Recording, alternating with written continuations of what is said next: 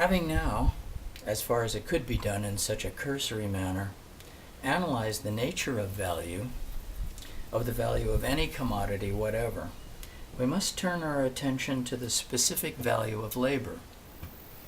And here again I must startle you by a seeming paradox. All of you feel sure that what they sell is their labor. That is, therefore, labor has a price, and that the price of a commodity, being only the monetary expression of its value, there must certainly exist such a thing as the value of labor. However, there exists no such thing as the value of labor in the common acceptance of the word. We have seen that the amount of necessary labor crystallized in a commodity constitutes its value. Now, applying this notion of value, how could we define, say, the value of a 10-hour working day? How much labor is contained in that day? 10 hours labor. To say that the value of 10 hours working day is equal to 10 hours labor, or the quantity of labor contained in it, would be a tautological and moreover a nonsensical expression. Of course, having once found out the true but hidden sense of the expression, quote, value of labor, unquote, we shall be able to interpret this irrational and seemingly impossible application of value in the same way that, having once made sure of the real movement of the celestial bodies, we shall be able to explain their apparent or merely phenomenal movements. What the working man sells is not directly his labor, but his laboring power, the temporary disposal of which he makes over to the capitalist.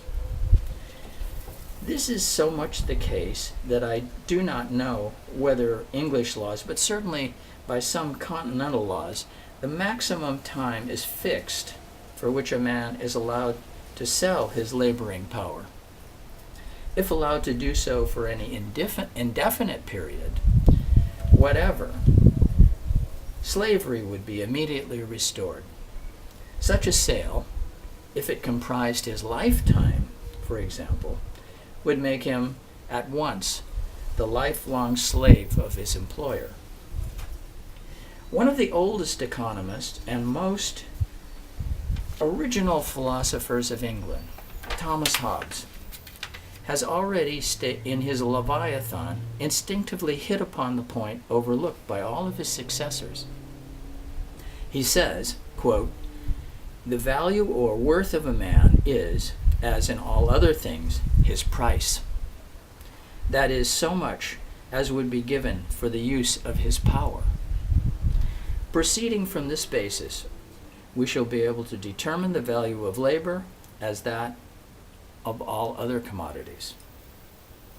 But before doing so, we might ask how this strange phenomenon arise that we find on the market a set of buyers possessed of land, machinery, raw material, and the means of subsistence, all of them save land in its crude state, products of labor. On the other hand, a set of toilers, a set of sellers who have nothing to sell but their laboring power, their working arms and brains. That the one set buys continually in order to make a profit and enrich themselves, while the other set continually sells in order to earn their living. The inquiry into this question would be an inquiry into what economists call, quote, previous or original accumulation, but which ought to be called original expropriation. We should find that this so-called original accumulation means nothing but a series of historical processes resulting in a decomposition of the original union existing between the laboring man and his instruments of labor. Such an inquiry, however, lies beyond the pale of my present subject. The separation between the man of labor and the instruments of labor, once established, such a state of things will maintain itself and reproduce itself upon a constantly increasing scale until a new and fundamental revolution in the mode of production should again overturn it and restore the original union in a new historical form. What then is the value of laboring power? Like every other commodity, its value is determined by the quantity of labor necessary to produce it. The laboring power of a man exists only in his living individuality. A certain mass of necessaries must be consumed by a man to grow up and maintain his life. But the man, like the machine, will wear out and must be replaced by another man. Beside the mass of necessaries required for his own maintenance, he wants another amount of necessaries to bring up a certain quota of children that are to replace him on the labor market and to perpetuate the race of laborers. Moreover, to develop his laboring power and acquire a given skill, another amount of values must be spent. For our purposes, it suffices to consider only average labor, the costs of whose education and development are vanishing magnitudes. Still, I must seize upon this occasion to state, as the costs of producing laboring powers of different quality differ, so much differ the values of laboring powers employed in different trades. The cry for an equality of wages rests thereupon upon a mistake. It is an inane wish never to be fulfilled. It is an offspring of that false and superficial radicalism that accepts premises and tries to evade conclusions.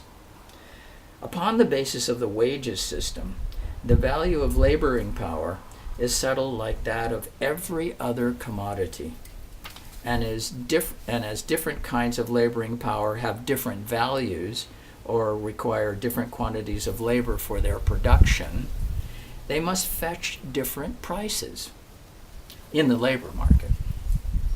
To clamor for an equal or even equitable retribution on the basis of the wages system is the same as to clamor for freedom on the basis of the slavery system.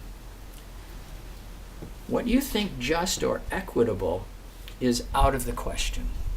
The question is, what is necessary and unavoidable with a given system of production? And what has been said, after what has been said, it will be seen that the value of laboring power is determined by the value of necessaries required to produce, develop, and maintain, and perpetuate the laboring. That the average amount of daily necessaries of a laboring man require 6 hours of average labor for their production. Suppose, moreover, 6 hours of average labor to be realized in a quantity of gold equal to 3 shillings. Then 3 shillings would be the price or monetary expression of the daily value of that man's labor power. If he worked daily 6 hours, he would daily produce a value sufficient to buy the average amount of his daily necessaries, or to maintain himself as a laboring man. But our man is a wages laborer. He must therefore sell his laboring power to a capitalist. If he sells it at 3 shillings daily, or 18 shillings weekly, he sells it at its value. Suppose him to be a spinner. If he works 6 hours daily, he will add to the cotton a value of 3 shillings daily. This value, daily added by him, would be an exact equivalent for his wages, or the price of his laboring power, received daily. But in that case, no surplus value or surplus produce, whatever, would go to the capitalist. Here, then, we come to the rub. In buying the labor power of a workman and paying its value, the capitalist, like every other purchaser, has acquired the right to consume or use the commodity bought. You consume or use the laboring power of a man by making him work, as you consume or use a machine by making it run. By buying the daily or weekly value of the laboring power of the workman, the capitalist has, therefore, acquired the right to use or to make that laboring power during the whole day or week. The working day or the working week has, of course, certain limits, but those we shall afterwards look at more closely. For the present, I want to turn your attention to one decisive point. The value of laboring power is determined by the quantity of labor necessary to maintain or reproduce it. But the use of that laboring power is only limited by the active energies and physical strength of the laborer. The daily or weekly value of laboring power is quite distinct from the daily or weekly exercise of that power. The same as the food a horse wants and the time it can carry the horseman are quite distinct. The quantity of labor by which the value of the workman's laboring power is limited forms by no means a limit to the quantity of labor which his laboring power is apt to perform. Take the example of our spinner. We have seen that to daily reproduce his laboring power, he must daily reproduce a value of 3 shillings, which he will do by working 6 hours daily. But this does not disable him from working 10 or 12 or more hours a day.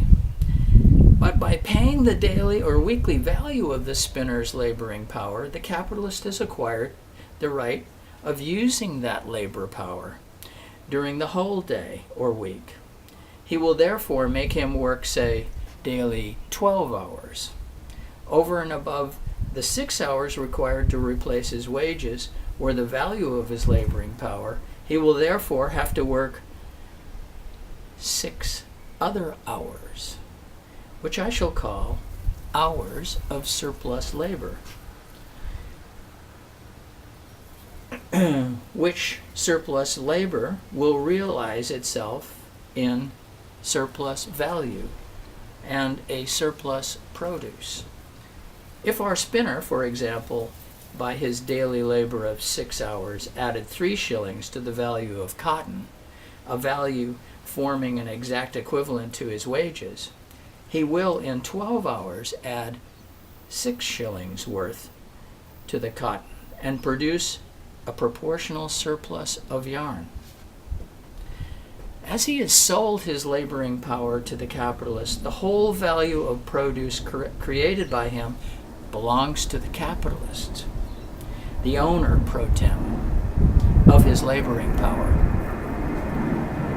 By advancing 3 shillings, the capitalist will therefore realize a value of 6 shillings, because advancing a value in which 6 hours of labor are crystallized, he will receive in return a value in which 12 hours of labor are crystallized.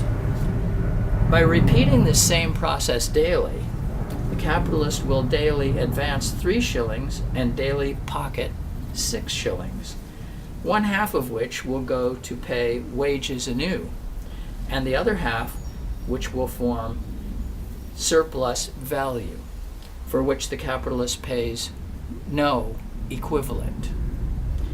It is this sort of exchange between capital and labor upon which capitalistic production, or the wages system, is founded, and which must constantly result in reproducing the working man as working man and the capitalist as a capitalist. The rate of surplus value and all other circumstances remaining the same will depend on the portion between that part of the working day necessary to reproduce the value of laboring power and the surplus time or surplus labor performed for the capitalist.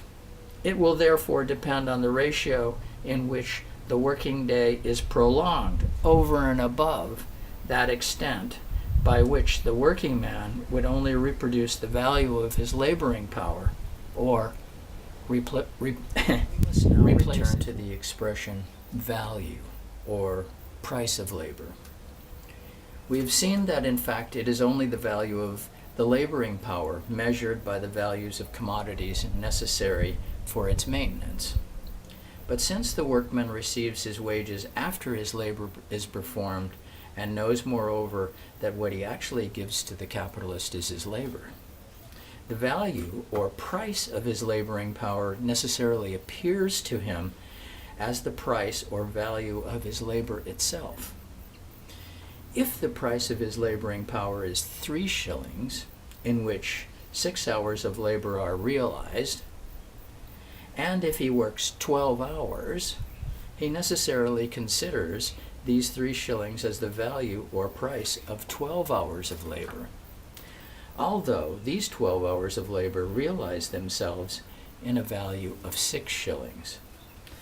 A double consequence flows from this. Firstly, the value or price of laboring power takes the semblance of a price or the value of labor itself, although strictly speaking, value and price are senseless terms. Secondly, although one part of the working man's daily labor is paid, while the other part is unpaid, and while that unpaid or surplus labor constitutes exactly the fund out of which surplus value or profit is formed, it seems, if the aggregate labor was paid labor. This false appearance distinguishes wages labor from other historical forms of labor. On the basis of the wages system, even the unpaid labor seems to be paid labor. With the slave, on the contrary, even that part of his labor which is paid appears to be unpaid. Of course, in order to work, a slave must live, and one part of his working day goes to replace the value of his own maintenance. But since no bargain is struck between him and his master, and no acts of selling or buying are going on between the two parties, all his labor seems to be given away for nothing. Take, on the other hand, the peasant serf, such as he, I might say, until yesterday, existed in the whole of the east of Europe. This peasant worked, for example, 3 days for himself in his own field, or the field allotted to him, and 3 subsequent days he performed compulsory and gratuitous labor on the estate of his lord. Here, then, the paid and unpaid parts of labor were sensibly separated in time and space, and our liberals overflowed with moral indignation at the preposterous notion of making a man work for nothing. In point of fact, however, whether a man works 3 days of the week for himself on his own field, and 3 days for nothing on the estate of his lord, or whether he works in a factory or workshop for 6 hours daily for himself and 6 for his employer, comes to the same, although in the latter case the paid and unpaid portions of labor are inseparably mixed up with each other, and the nature of the whole transaction is completely masked by the intervention of a contract and the pay received at the end of the week. The gratuitous labor appears to be voluntarily given in the one instance and compulsory in the other.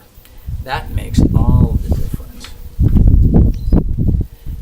In using the word value of labor, I shall only use it as a popular slang for the term for valuing of labor power. Suppose an average hour of labor to be realized in a value equal to 6 pence, or 12 average hours of labor to be realized in 6 shillings. Suppose further the value of labor to be 3 shillings, or the produce of 6 hours labor. If then, in the raw material, machinery, and so forth, used up in the commodity, 24 hours of average labor were realized, its value would amount to 12 shillings. If, moreover, the workmen employed by the capitalist added 12 hours of labor to those means of production, these 12 hours would be realized in an additional value of 6 shillings. The total value of the product, therefore, amount to 36 hours of realized labor and be equal to 18 shillings. But as the value of labor, or wages paid to the workmen, would be 3 shillings only,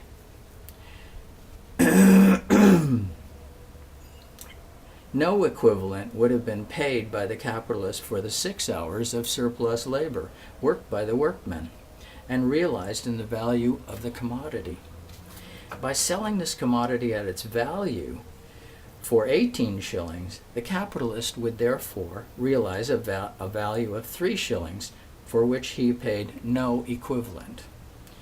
These 3 shillings would constitute the surplus value or profit pocketed by him.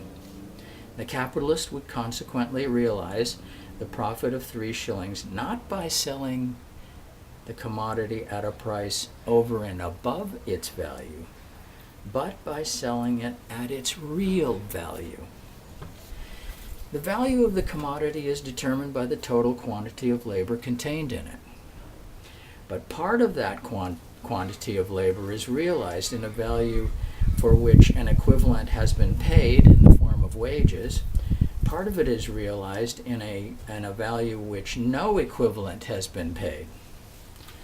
Part of the labor contained in the commodity is paid labor, and part is unpaid labor.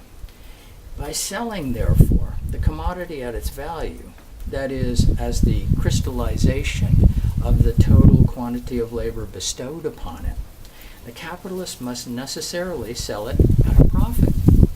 He sells not only what it has cost him an equivalent, but he sells also what has cost him nothing, although it has cost his workmen labor.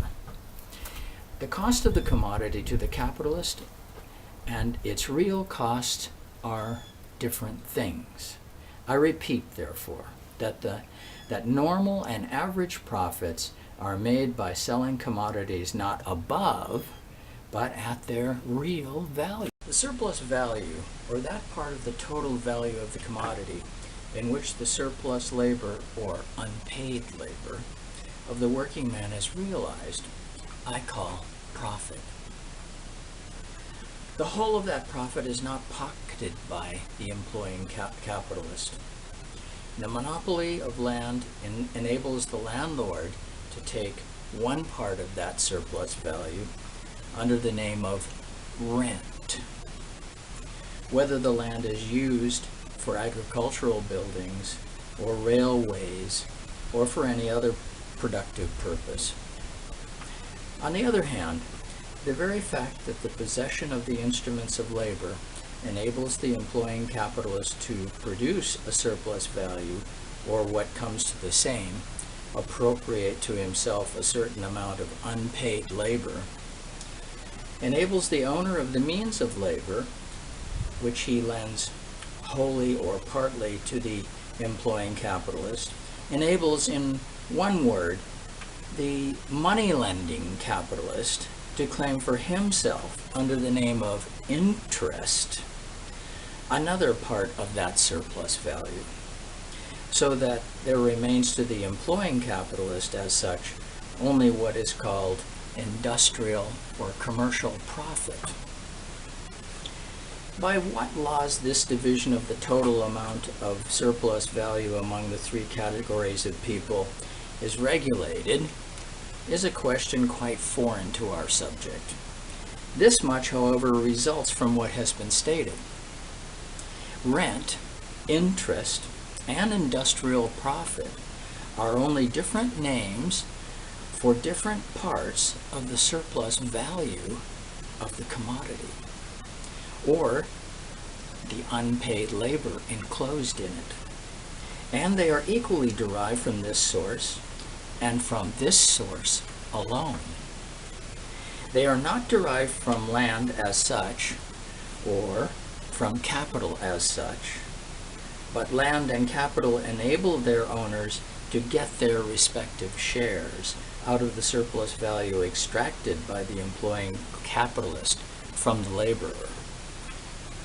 For the laborer himself, it is a matter of subordinate importance whether that surplus value is the result of his surplus labor or unpaid labor is altogether pocketed by the employing capitalist, or whether the latter is obliged to pay portions of it under the name of rent and interest away to third parties.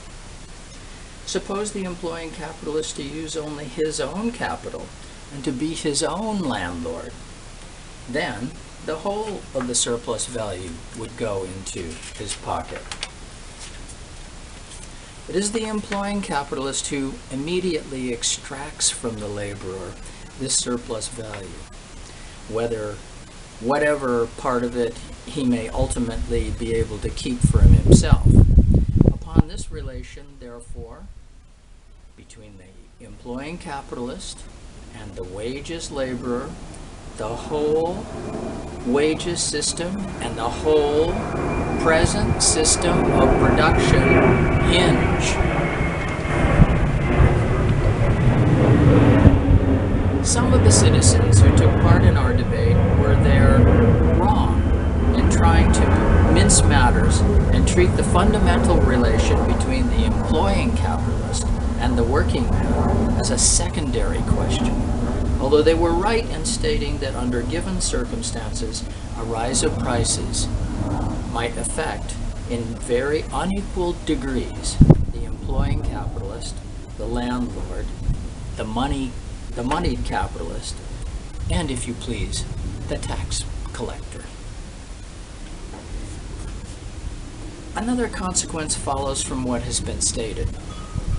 That part of the value of the commodity which represents only the value of raw materials, the machinery, in one word, the value of the means of production used up, forms no revenue at all, but replaces only capital. But apart from this, it is false that the other part of the value of the commodity, which forms revenue, or may be spent in the form of wages, profits, rent, interest, is constituted by the value of wages, the value of rent, the value of profits, and so forth. We shall in the first instance discard wages and only treat industrial profits, interests, and rent. We have just seen that the surplus value contained in the commodity, or that part of its value in which unpaid labor is realized, resolves itself into different fractions bearing three different names. But it would be quite the reverse of the truth to say that its value is composed of or formed by the addition of independent values to these three constituents. If 1 hour of labor realizes itself in a value of 6 pence, if the working day of the laborer comprises 12 hours, if half of this time is unpaid labor, the surplus labor will add to the commodity a surplus value of 3 shillings.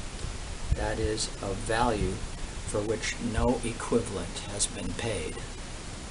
This surplus value of 3 shillings constitutes the whole fund which the employing class may divide in whatever proportions with the landlord and moneylender. The value of these 3 shillings constitutes the limit of the value they have to divide amongst them. But it is not the employing capitalist who adds the value of the commodity, an arbitrary value for his profit, to which another value is added for the landlord, and so forth, so that the addition of these arbitrarily fixed values would constitute the total value. You see, therefore, the fallacy of the popular notion, which confounds the decomposition of a given value into 3 parts, with the formation of that value by the addition of 3 independent values, thus converting the aggregate value from which rent, profit, and interest are derived into an arbitrary magnitude. If the total profit realized by the capitalist is equal to £100, we call this sum, considered an absolute magnitude, the amount of profit. But if we calculate the ratio which those £100 bear to the capital advanced, we call this relative magnitude the rate of profit. It is evident that this rate of profit may be expressed in a double way. Suppose £100 to be the capital advanced in wages. If the surplus value created is also £100, and this would show us that half of the working day of the laborer consists of unpaid labor, and if we measured this profit by the value of the capital advanced in wages, we should say that the rate of profit amounted to 100%, because the value advanced would be 100 and the value realized would be 200. On the other hand, we should not only consider the capital advanced in wages, but the total capital advanced.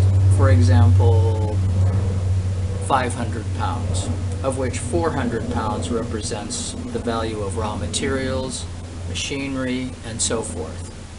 We should say that the rate of profit only amounted to 20%, because the profit of 100 would be but 1/5 of the total capital advanced. The first mode of expressing the rate of profit is the only one which shows you the real ratio between paid and unpaid labor. The real degree of the exploitation, you must allow me this French word, of labor. The other mode of expression is that in common use, and it is indeed appropriate for certain purposes. At all events, it is very useful for concealing the degree in which the capitalist extracts gratuitous labor from the workman. In the remarks I still have to make, I shall use the word profit for the whole amount of surplus value extracted by the capitalist, without regard to the division of that surplus value between different parties. And using the words rate of profit, I shall always measure profits by the value of the capital advanced from the value of the commodity, the value replacing the value of raw materials and other means of production used upon it. That is to say, deduct the value representing the past labor contained in it, and the remainder of its value will resolve into the quantity of labor added by the working man last employed. If that working man works 12 hours daily, if 12 hours of average labor crystallize themselves in an amount of gold equal to 6 shillings, this additional value of 6 shillings, is the only value labor will have created.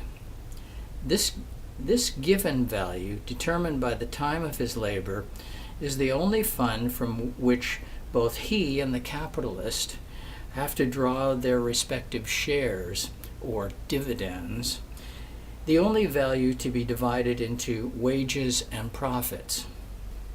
It is evident that this value itself will not be altered by the variable proportions in which it may be divided amongst the two parties.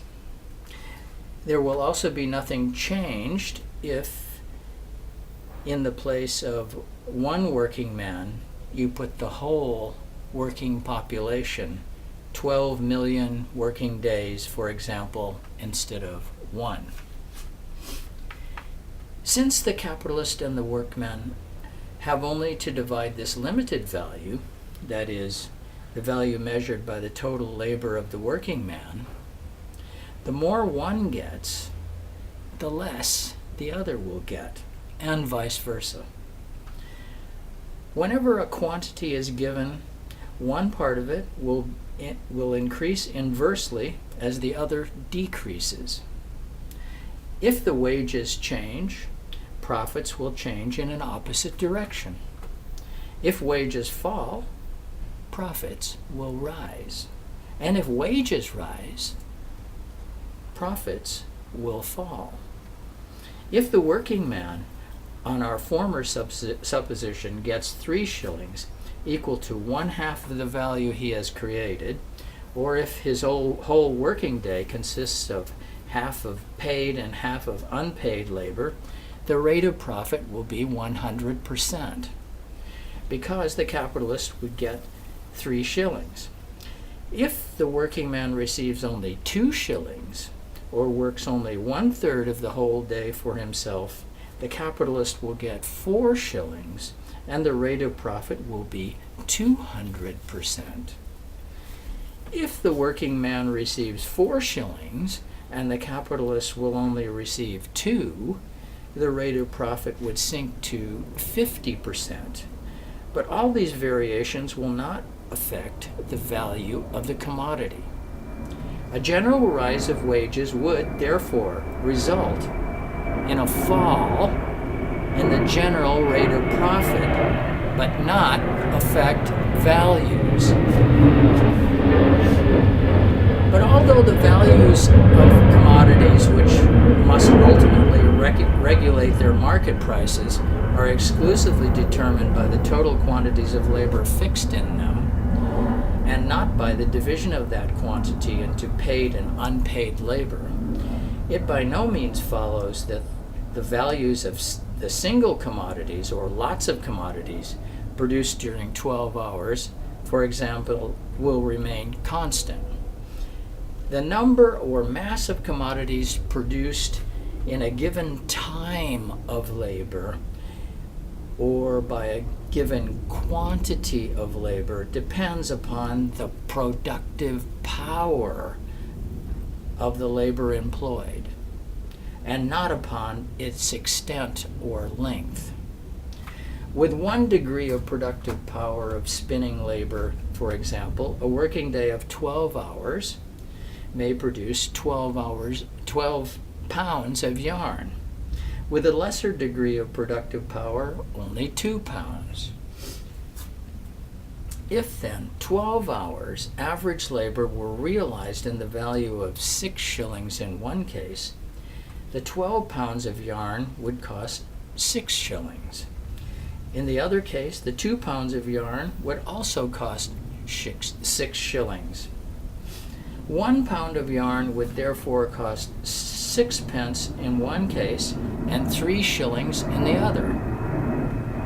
The difference of price would result from the difference in the productive powers of labor employed.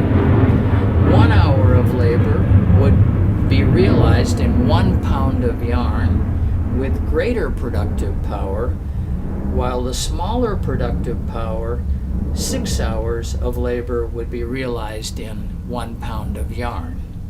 The price of a pound of yarn would, in the one instance, be only 6 pence, although wages were relatively high and the rate of profit low. It would be 3 shillings in the other instance, although the wages were low and the rate of profit high. This would be so because the price of the pound of yarn is regulated by the total amount of labor worked up in it, and not by the proportional division of that amount into paid and unpaid labor. The fact I have mentioned before that high-priced labor may produce cheap and low-priced labor may produce dear commodities loses therefore its paradoxical appearance. It is only the expression of the general law that the value of a commodity is regulated by the quantity of labor worked up in it, and the quantity of labor worked up in it depends altogether upon the productive powers of labor employed, and will therefore vary with every variation in the productivity of labor. Let us now seriously consider the main cases in which a rise of wages is attempted or a reduction of wages is resisted. We have seen that the value of laboring power, or in more popular parlance, the value of labor, is determined by the value of necessaries, or the quantity of labor required to produce them.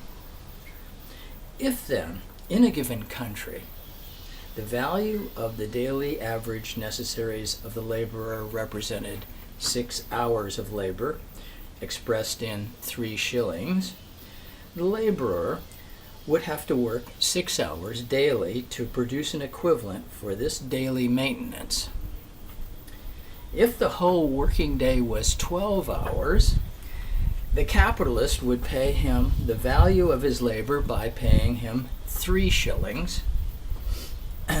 Half the working day would be unpaid labor. The rate of profit would amount to 100%.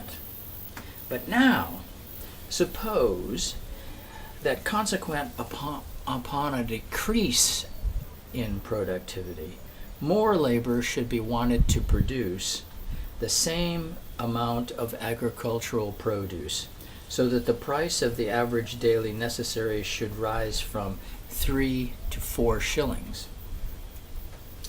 In that case, the value of labor would rise by 1/3, or 33.33%.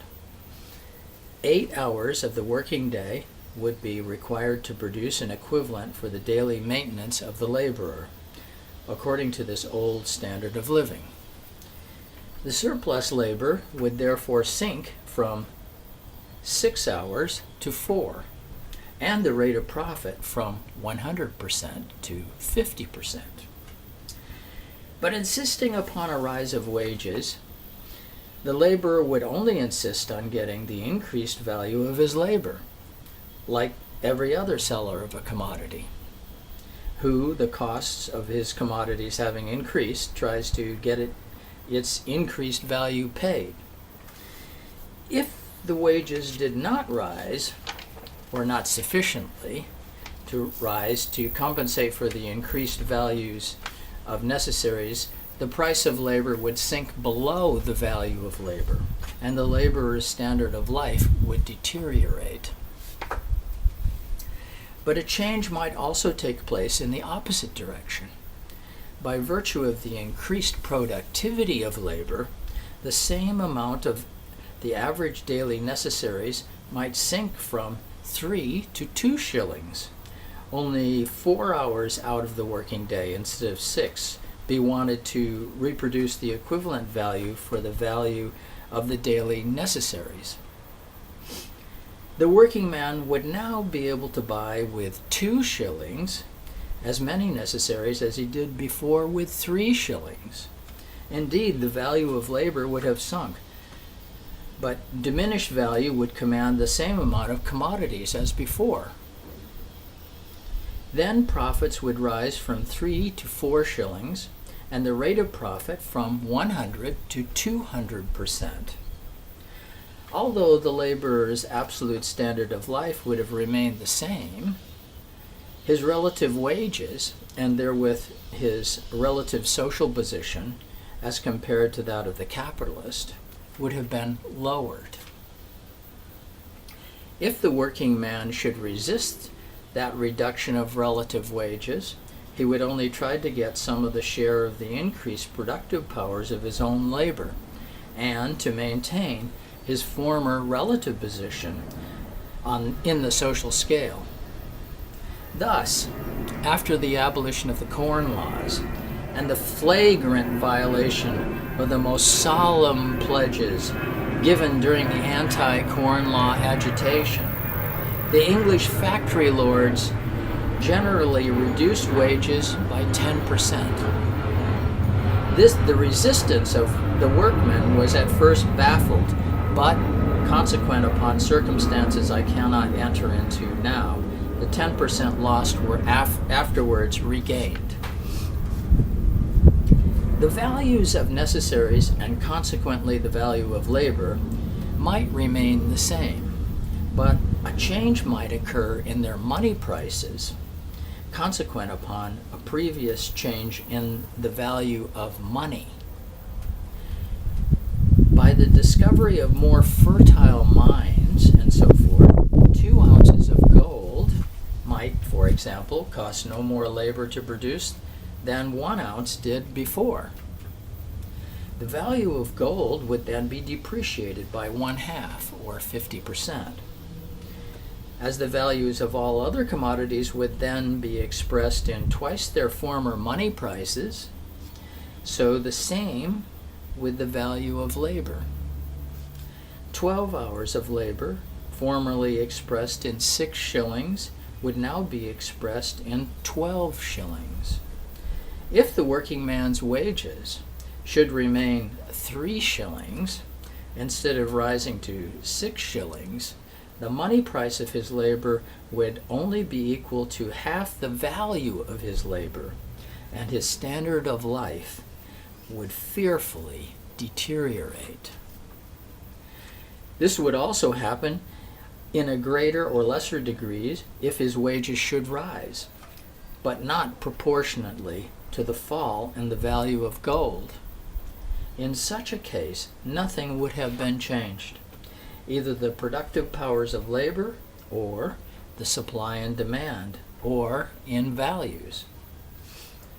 Nothing would have changed except the money names of those values. To say that in such a case the workman ought not to insist on a proportionate rise of wages is to say that he must be content to be paid with names instead of with things. All past history proves that whenever such a depreciation of money occurs, the capitalists are on alert to seize the opportunity for defrauding the workmen.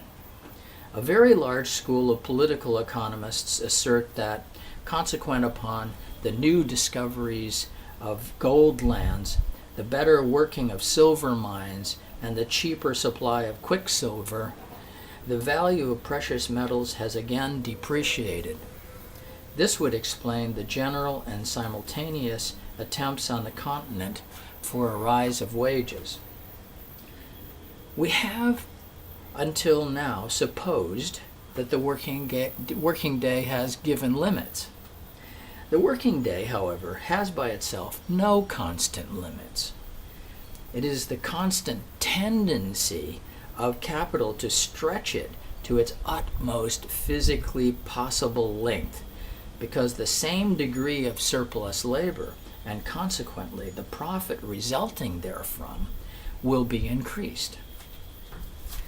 The more capital succeeds in prolonging the working day, the greater amount of other people's labor it will appropriate.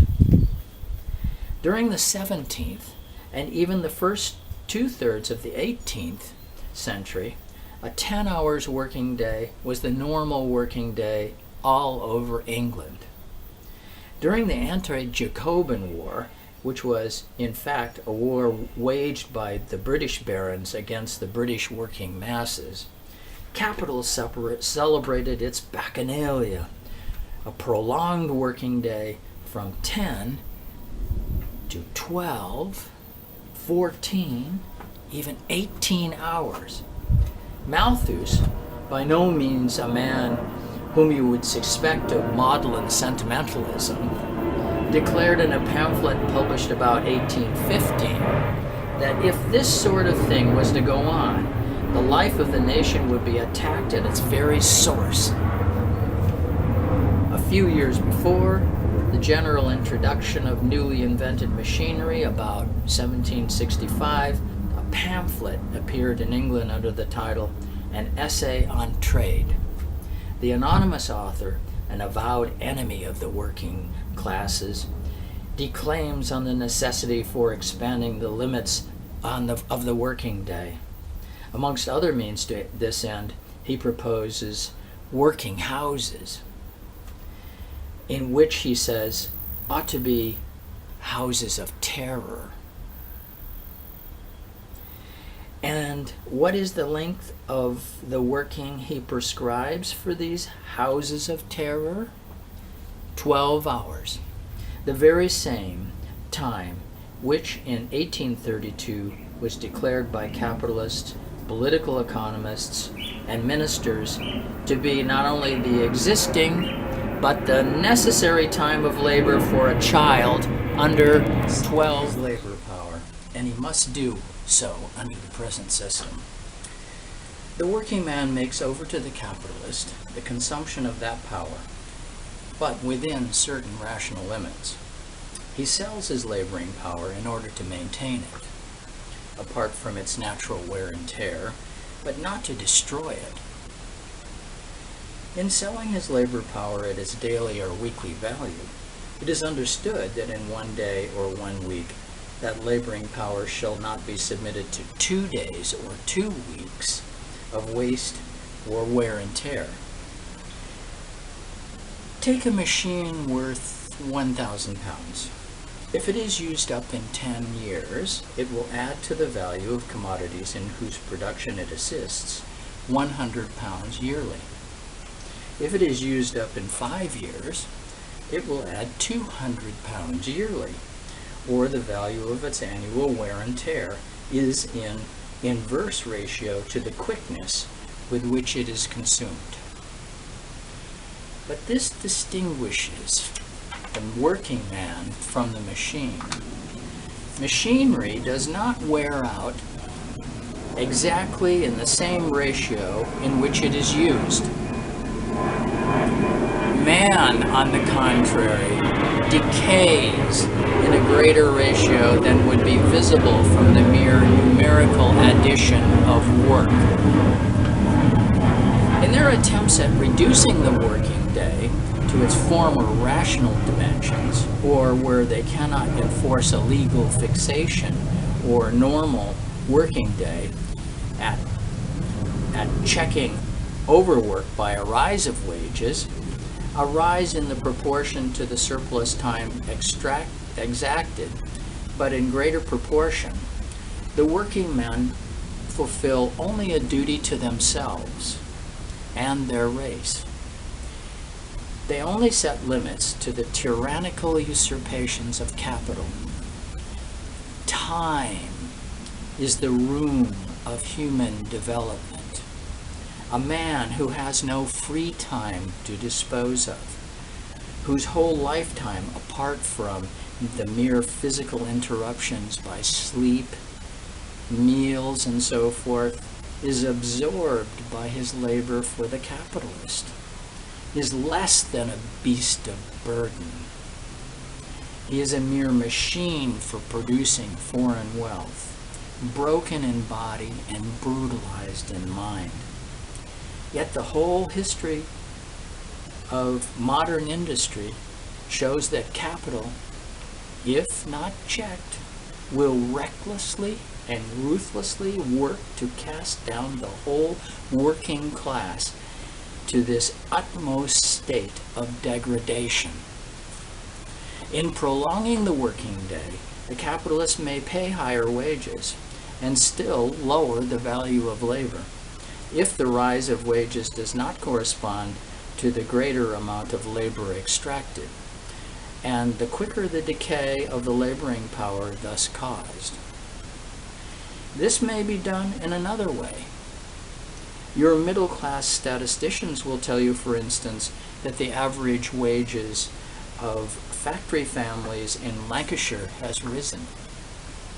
They forget that instead of the labor of the man, the head of the family, his wife and perhaps 3 or 4 children are now thrown under the juggernaut wheels of capital, and that the rise of the aggregate wages does not correspond to the aggregate surplus value extracted from the family. Even with given limits of the working day, such as they now exist in all branches of industry subjected to the factory laws, a rise of wages may become necessary, if only to keep up with the old standard value of labor. By increasing the intensity of labor, a man may be made to expend as much vital force in 1 hour as he formerly did in 2. This has, to a certain degree,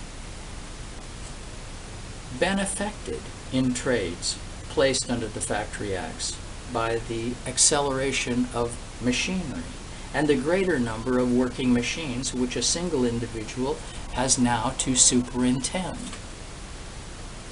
If the increase in the intensity of labor or the mass of labor spent in an hour keeps some fair proportion to the decrease in the extent of the working day, the working man will still be the winner. If this limit is overshot, he loses in one form what he has gained in the other. And 10 hours of labor may then become as ruinous as 12 hours were before. In checking this tendency of capital, by struggling for a rise of wages corresponding to the rising intensity of labor, the working man only resists the depreciation of his labor and the deterioration of his race. All of you know that from reasons I have now to explain, capitalistic production moves through certain periodical cycles. It moves through a state of quiescence, growing animation, prosperity, overtrade, crisis, and stagnation. The market prices of commodities and the market rates of profit follow these phases, now sinking below their averages, now rising above them. Considering the whole cycle, you will find that one deviation of the market price being compensated by the other, and that taking the average of the cycle, the market prices of commodities are regulated by their values. Well, during the phases of sinking market prices and phases of crisis and stagnation, the working man, if not thrown out of employment altogether, is sure to have his wages lowered. Not to be defrauded, he must, even with such a fall in market prices, debate with the capitalist in what proportional degree a fall of wages has become necessary. If, during the phases of prosperity, when extra profits are made, he did not battle for a rise of wages, he would, taking the average of one industrial cycle, not even receive his average wages or the value of his labor. It is the utmost height of folly to demand that while his wages are necessarily affected by adverse phases of the cycle, he should exclude himself from compensation during the prosperous phases of the cycle. Generally, the values of all commodities are only realized by the compensation of the continuously changing market prices, springing from the continuous fluctuations of supply and demand. On the basis of the present system, labor is only a commodity like the others. It must, therefore, pass through the same fluctuations to fetch an average price corresponding to its value. It would be absurd to treat it on the one hand as a commodity, and to want, on the other hand, to exempt it from the laws which regulate the prices of commodities. The slave receives a permanent and fixed amount of maintenance. The wage laborer does not. He must try to get a rise of wages in one instance, if only to compensate for a fall of wages in the other. If he resigned himself to accept the will, the dictates of the capitalist, as a permanent economical law, he would share in all the miseries of the slave without the security of the slave.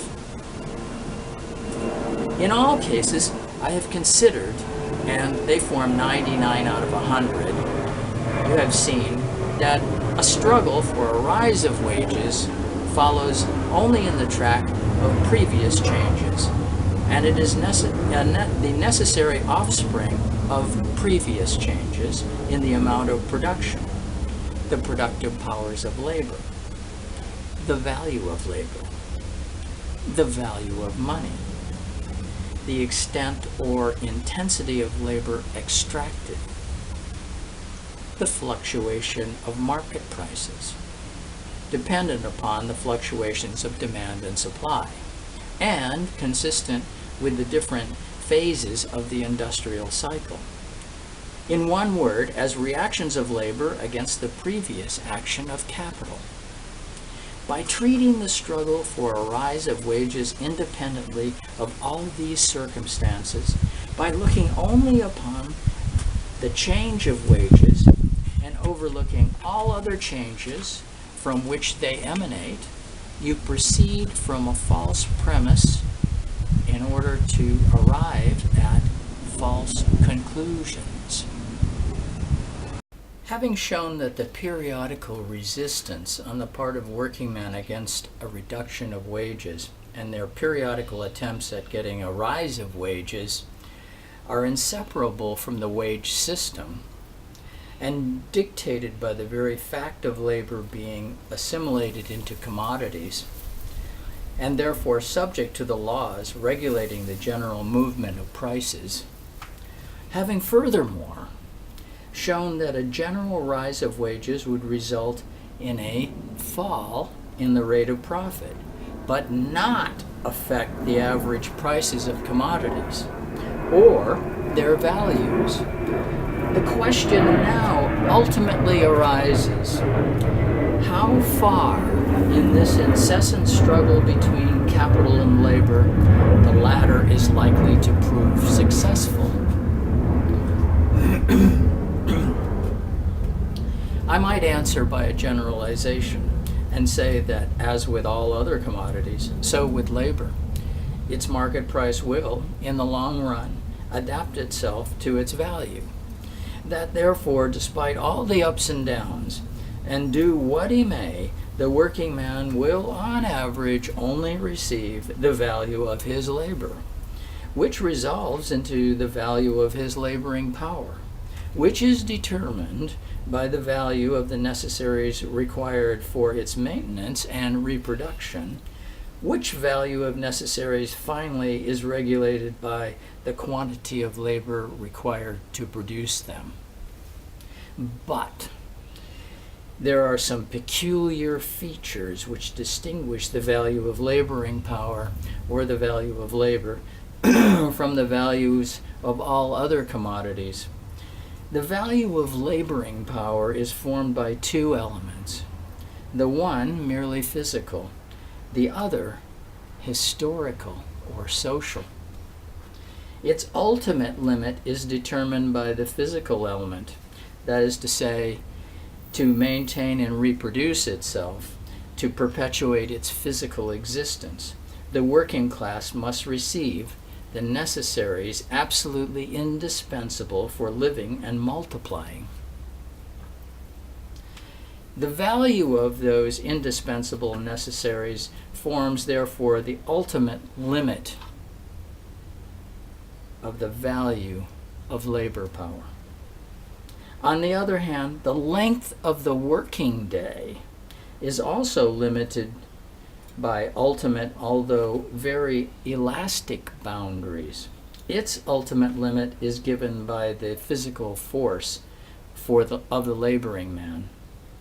If the daily exhaustion of his vital forces exceeds a certain degree, it cannot be exerted anew day by day. However, as I said, this limit is very elastic. A quick succession of unhealthy and short-lived generations will keep the labor market as well supplied as a series of vigorous, long-lived generations. Besides this mere physical element, the value of labor is in every country determined by a traditional standard of life. It is not mere physical life, but it is the satisfaction of certain wants springing from the social conditions in which people are placed and reared up. The English standard of life may be reduced to the Irish standard, the standard of life of the German peasant to that of the Livonian peasant. The important part which historical tradition and social habitude play in this respect you may learn from Mr. Thornton's work on overpopulation, where he shows that the average wages in different agricultural districts in England still nowadays differ more or less according to the more or less favorable circumstances under which the districts have emerged from the state of serfdom. This historical or social limit entering into the value of labor may be expanded or contracted, or altogether extinguished, so that nothing remains but the physical limit. During the time of the anti-Jacobin War, undertaken as the incorrigible tax-eater and sinecurist old George Rose used to say, to save the comforts of our holy religion from the inroads of the French infidels, the honest English farmers, so tenderly handled in a former chapter of ours, depressed the wages of the agricultural laborers even below that mere physical minimum, but made up by the poor laws the remainder necessary for the physical perpetuation of the race. This was a glorious way to convert the wages laborer into a slave, and Shakespeare's proud yeoman into a pauper. By comparing the standard wages or values of labor in different countries, and by comparing them in different historical epochs of the same country, you will find that the value of labor itself is not a fixed, but a variable magnitude, even supposing the values of all other commodities to remain constant. A similar comparison would prove that not only the market rates of profit change, but its average rates. But as to profits, there exists no law which determines their minimum. We cannot say what is the ultimate limit of their decrease. And why cannot we fix that limit? Because although we can fix the minimum of wages, we cannot fix their maximum. We can only say that the limits of the working day being given, the maximum profit corresponds to the physical minimum of wages, and that wages being given, the maximum of profit corresponds to such a prolongation of the working day as is compatible with the physical forces of the laborer. The maximum of profit is therefore limited by the physical minimum of wages and the physical maximum of the working day. It is evident that between the two limits of the maximum rate of profit, an immense scale of variations is possible. The fixation of its actual degree is only settled by the continuous struggle between capital and labor. The capitalist constantly tending to reduce wages to their physical minimum and to extend the working day to its physical maximum, while the working man constantly presses in the opposite direction. The matter resolves itself into a question of the respective powers of the combination of the working day in England, as in all other countries. It has never been settled except by legislative interference. Without the working men's continuous pressure from without, that interference would never have taken place. But at all events, the result was not to be attained by private settlement between working men and the capitalists. This very necessity of general political action affords the proof that in its merely economical action, capital is on the stronger side. As to the limits of the value of labor, its actual settlement always depends upon supply and demand. I mean, the demand for labor on the part of capital and the supply of labor by the working men. In colonial countries, the law of supply and demand favors the working man. Hence, the relatively high standard of wages in the United States. Capital may there try its utmost. It cannot prevent the labor market from being continuously emptied by the continuous conversion of wages laborers into independent, self-sustaining peasants. The position of a wages laborer is, for a large part of the American people, but a probational state, which they are sure to leave within a longer or shorter term.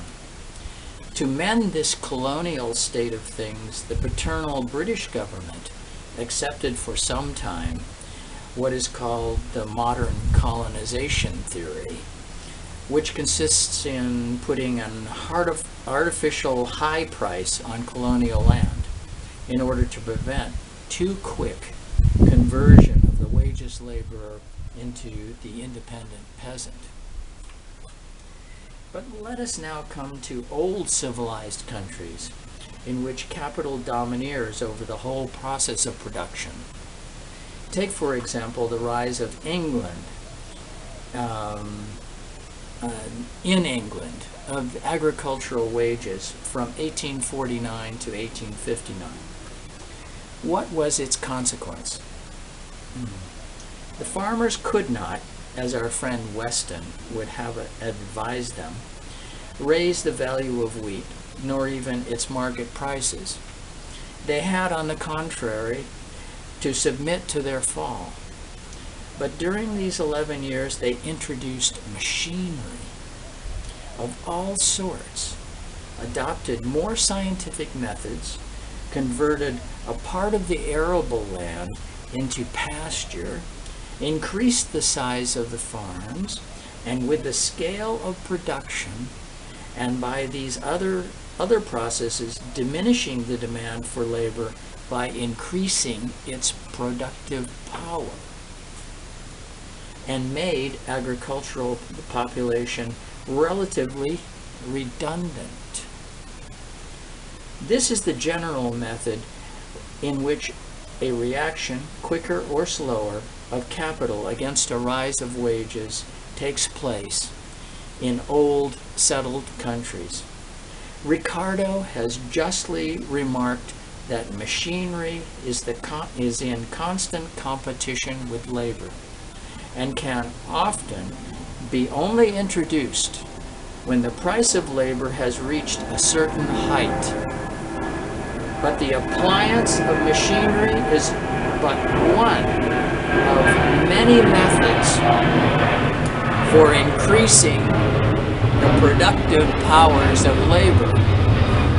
The very same development which makes common labor relatively redundant simplifies, on the other hand, skilled labor and thus depreciates it. The same law applies in another form. With the development of the productive powers of labor, the accumulation of capital will be accelerated, even despite a relatively high rate of wages. Hence, one might infer, as Adam Smith, in whose days modern industry was still in its infancy, did infer, that the accelerated accumulation of capital must turn the balance in favor of the working man by securing a growing demand for his labor. From the same standpoint, many contemporary writers have wondered that English capital, having grown in the last 20 years so much quicker than the English population, wages should not have been more enhanced. But simultaneously with the progress of accumulation, there takes place a progressive change in the composition of capital. That part of the aggregate capital which consists of fixed capital, machinery, raw materials, means of production, in all possible forms, progressively increases as compared with the other part of capital, which is laid out in wages or in the purchase of labor. This law has been stated more or less accurately by Mr. Barton, Ricardo, Sismondi, Professor Richard Jones, Professor Ramsey, Cherbulier, and others. If the proportion of these two elements of capital was originally 1:1, it will, in the progress of industry, become 5:1, and so forth. If a total capital of 600, 300 is laid out in instruments, raw materials, and so forth, and 300 in wages, the total capital wants only to be doubled to create a demand for 600 working men instead of 300. But if a capital of 600, 500 is laid out in machinery, materials, and so forth, and only 100 in wages, the same capital must increase from 600 to 3,600 in order to create a demand for 600 workmen instead of 300. In the progress of industry, the demand for labor keeps, therefore, no pace with the accumulation of capital. It will still increase, but the increase in a constantly diminishing ratio as compared with the increase of capital. These few hints will suffice to show that the development of modern industry must progressively turn the scale in favor of the capitalist against the working man, and that consequently the general tendency of capitalistic production is not to raise but to sink the average level of wages, or to push the value of labor more or less to its minimum limit. Such being the tendency of things in this system, is this saying that the working class ought to renounce their resistance against the encroachments of capital and abandon their attempts at making the best of occasional chances for their temporary improvement? If they did, they would be degraded to one level mass of broken wretches beyond salvation. I think I have shown that their struggles for the standard of wages are incidents inseparable from the whole wages system. That in 99 cases out of 100, their efforts at raising wages are only efforts at maintaining the given value of labor, and the necessity of debating their price with the capitalist is inherent to their condition of having to sell themselves as commodities. By cowardly giving way in their everyday struggle with capital, they would certainly disqualify themselves for the initiation of any larger movement. At the same time, and quite apart from the general servitude involved in the wages system, the working class ought not to exaggerate to themselves the ultimate working of these everyday struggles. They ought not to forget that they are fighting with effects, but not with the causes of those effects, that they are retarding the downward movement, but not changing its direction, that they are applying palliatives, not curing the malady. They ought therefore not to be exclusively absorbed in these unavoidable guerrilla fights, incessantly springing up from the never-ceasing encroachments of capital or of changes in the market. They ought to understand that with all the miseries it imposes on them, the present system simultaneously engenders the material conditions and social forms necessary for an economical reconstruction of society. Instead of the conservative motto, a fair day's wage for a fair day's work, they ought to inscribe on their banner the revolutionary watchword, abolition of the wages system. After this long and, I fear, tedious exposition, which I was obliged to enter to do some justice to the subject matter, I shall conclude by proposing the following resolutions. Firstly, a general rise in the rate of wages would result in a fall in the general rate of profit, but broadly speaking, not affect the prices of commodities. Secondly, the general tendency of capitalist production is not to raise, but to sink the average standard of wages. Thirdly, trade unions work well as centers of resistance against the encroachments of capital. They fail partially from an injudicious use of their power. They fail generally from limiting themselves to a guerrilla war against the effects of the existing system, instead of simultaneously trying to change it, instead of using their organized forces as a lever for the final emancipation of the working class. That is to say, the ultimate abolition of the wages system.